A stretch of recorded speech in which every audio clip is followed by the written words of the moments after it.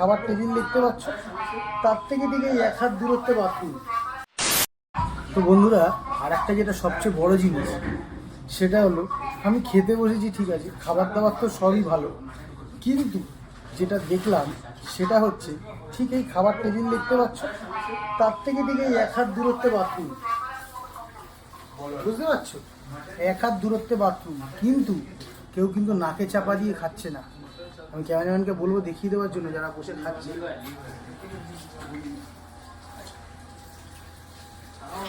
কেউ কিন্তু নাকে চাপা দিয়ে খাচ্ছে না। কারণটা কি?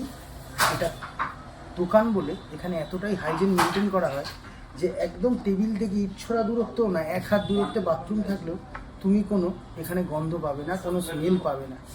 তাই জন্য হাইজিন মেনটেন করা বিরিয়ানি খেতে হলে কোথায় আসতে হবে?